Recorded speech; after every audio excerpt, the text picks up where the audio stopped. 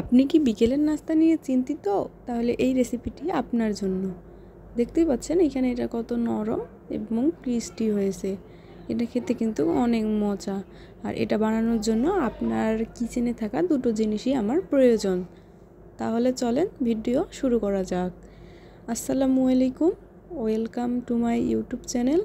দেখতেই পাচ্ছেন এই তৈরি করার জন্য আমি এখানে আলু নিয়েছি সিদ্ধ করে কয়েকটা। এটা ভালো করে চামচের সাহায্যে কিংবা হাতের সাহায্যে ম্যাশ করে নিতে হবে। দেখতেই পাচ্ছেন আমি এটা কত সুন্দর করে ম্যাশ করে নিয়েছি। এরপর এইখানে আমি 2 চামচ পেঁয়াজ কুচি অ্যাড করব। আপনারা চাইলে এটা স্কিপও করতে পারেন, সবাই তো আর পেঁয়াজ কুচি খেতে পছন্দ করে না। তারপর আমি এখানে নেব 2 চামচ ঝালের পরিমাণটা আপনারা আপনাদের পরিমাণ মতো নিতে পারেন। এইখানে নেব 1 চামচ রসুন কুচি, 1 চামচ হলুদ কুচি, তারপর এখানে স্বাদ মতো আমি লবণ দিয়ে দিব। আপনারা আপনাদের পরিমাণ মতো লবণ দিবেন। তারপর এইখানে আমি যেহেতু ঝাল খেতে একটু বেশি পছন্দ করি, এই জন্য আমি এখানে গুঁড়ো মরিচটা ব্যবহার করছি। আপনারা আপনাদের প্রয়োজন মতো ঝালটা দিয়ে দিবেন। আমার বাসায় যেহেতু গুঁড়ো জিরা ছিল না, এই জন্য আমি এখানে গোটা জিরা ব্যবহার করছি। আপনারা গুঁড়ো জিরাটা ব্যবহার করতে পারেন। ম্যাজিক মশলা এটা স্বাদের জন্য, এটা খাবারটাকে অনেক টেস্টি করে। আমার বাসায় থাকে, আমি প্রতিনিয়ত এটা ব্যবহার করি। তারপর এগুলো মিক্স করার আগে সরিষার তেল 1 চামচ দিয়ে দিব। সরিষার তেলটা দিলে এটা অনেক নরম করতে সাহায্য করে। দিয়ে ভালোভাবে মিক্স করে নেব। অনেকক্ষণ ধরে মিক্স করব। মিক্স করার পর দেখবা এটার একটা অন্যরকম কালার চলে আসবে।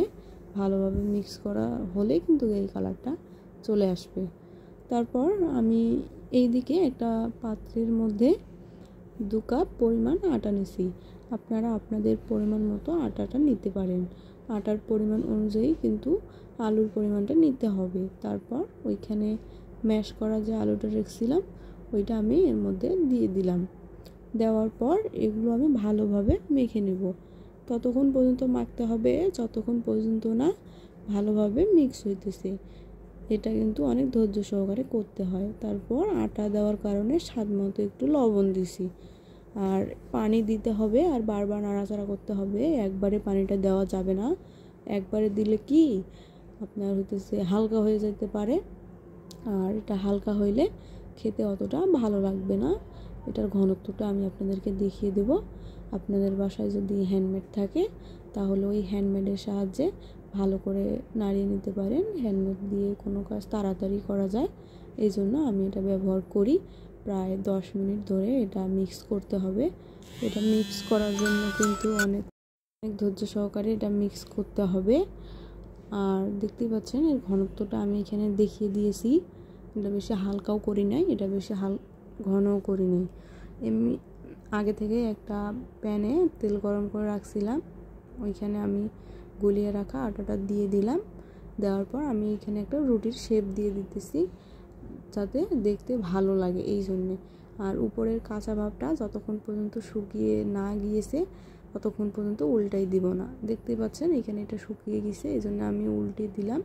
এখানে কিন্তু প্যানের মধ্যে লেগে যায়নি। তারপর আমি আরেকবার এটা উল্টাই দিব, এই পাশটা আরেকটু ভালোভাবে হওয়ার জন্য দিছি। দেওয়ার পর এবার আমি এটা তুলে নিলাম। আমি এখানে 3টা বানিয়েছি, যেহেতু আমি একটা মানুষ, আপনারা আপনাদের পরিমাণ মতো বানিয়ে নিতে পারেন। দেখেন এটা কতটা নরম এবং কতটা সফট হয়েছে, খেতে কিন্তু অনেক মজা হয়েছে। এতক্ষণ সাথে থাকার জন্য ধন্যবাদ। আসসালামু আলাইকুম।